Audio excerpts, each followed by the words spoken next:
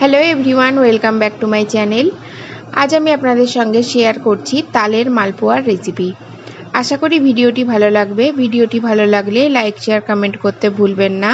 আর আপনারা যদি এখনও আমার চ্যানেল সাবস্ক্রাইব করে না থাকেন তাহলে খুব তাড়াতাড়ি সাবস্ক্রাইব করে নিন এবং পাশে থাকা বেল আইকনটি অবশ্যই প্রেস করে দেবেন, যাতে আমার সমস্ত নতুন ভিডিওর আপডেট আপনারা সবার আগে পেয়ে যান। তাহলে চলুন শুরু করা যাক। এখানে একটা বড় সাইজের মিক্সিং বোল আমি নিয়ে নিয়েছি। এবার এর মধ্যে দিয়ে দিচ্ছি প্রায় 1 কাপ মতন তালের পাল্প।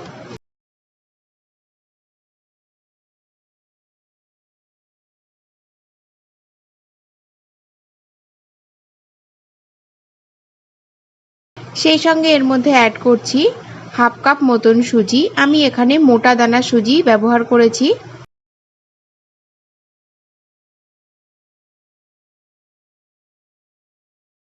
আর সেই সঙ্গে দিয়ে দিচ্ছি 1 কাপ মতন ময়দা।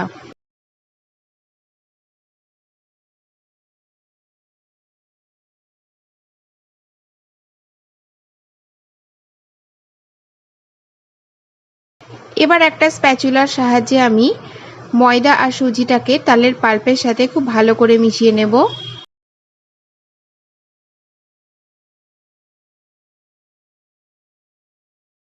এবার এর মধ্যে অল্প অল্প করে দুধ অ্যাড করব এবং সমস্ত উপকরণগুলোকে খুব ভালো করে মিশিয়ে নেব।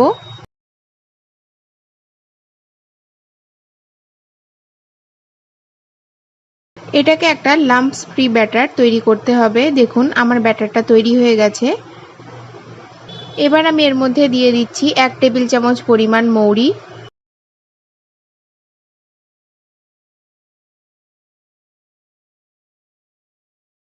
সেই সঙ্গে দিয়ে দিচ্ছি আমি এর মধ্যে ক্রাশড করা প্রায় 2 টেবিল চামচ মতন চীনাবাদাম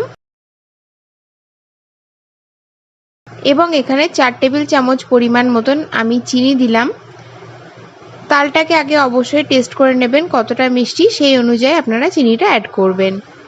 এবার সমস্ত উপকরণগুলোকে আবার ভালো করে মিশিয়ে নিচ্ছি আমি। এবার ঢেকে আমি মিশ্রণটাকে 20 মিনিট রেখে দেব যাতে সুজিটা ফুলে ওঠে।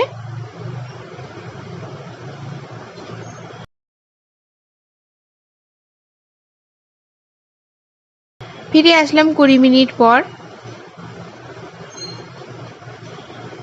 দেখুন সুজিটা ফুলে উঠেছে এবং ব্যাটারটা অনেক ঘন হয়ে গেছে। এতটা ঘন ব্যাটার আমাদের দরকার নেই, এটাকে আরও একটু পাতলা করে নেব।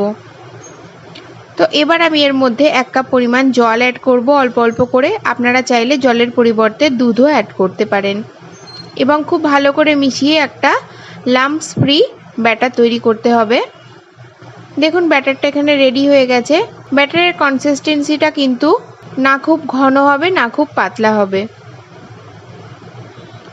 এখানে গ্যাস অন করে একটা কড়াই বসিয়ে নিয়েছি। এবার কড়াইয়ে আমি দিয়ে দিচ্ছি 1 কাপ পরিমাণ চিনি। সেই সঙ্গে দিয়ে দিচ্ছি 1.5 কাপ পরিমাণ জল।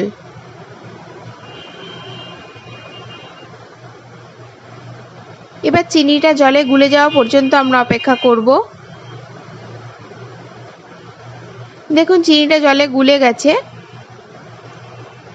এবার মিডিয়াম টু হাই ফ্লেমে রেখে আমি চিনির শিরাটাকে প্রায় 5 মিনিট মতন ফুটিয়ে নেব। এখানে আমাদের 1 তার বা 2 তার বিশিষ্ট চিনির শিরার কোনো দরকার নেই। এখানে মোটামুটি একটু চিনিটা 5 মিনিট মতন ফুটালেই হবে। আর যখন দেখবেন যে একটুখানি হাতে নিয়ে তেলের মতন লাগছে তখন বুঝবেন চিনির শিরাটা রেডি হয়ে গেছে। চিনি শিরাটা রেডি হয়ে গেছে। এবার এটাকে আমি নামিয়ে রেখে দেব এবং গ্যাস অন করে আমি আবার তেল বসিয়ে দিলাম কড়াইয়ে মালপোয়াগুলো ভাজবো বলে। তেলটাকে গরম করে নেব ভালো করে। গ্যাসের ফ্লেম কিন্তু এখন মিডিয়ামে আছে। এবার আমি মালপোয়ার ব্যাটারের থেকে কিছু অংশ একটা হাতার সাহায্যে এর মধ্যে দিয়ে দিচ্ছি।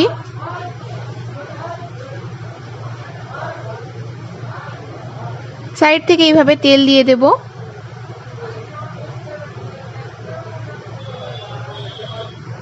কিছুক্ষণ পরে দেখবেন মালপোয়াটা নিজে থেকেই ফুলে উঠেছে।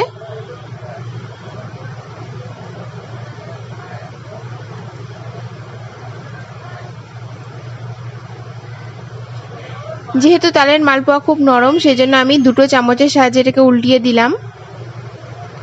দেখুন মালপোয়াটা কত সুন্দর ফুলে উঠেছে। এবার মালপোয়াটাকে 3-4 মিনিট ভালো করে মিডিয়াম টু লো ফ্লেমে ভেজে নিতে হবে। মালপোয়াটা ভাজা হয়ে গেছে। যখন দেখবেন সাইড থেকে লাল লাল হয়ে এসছে তখন বুঝবেন যে এটা ভাজা হয়ে গেছে। মালপোয়াটাকে আমি তুলে নিলাম।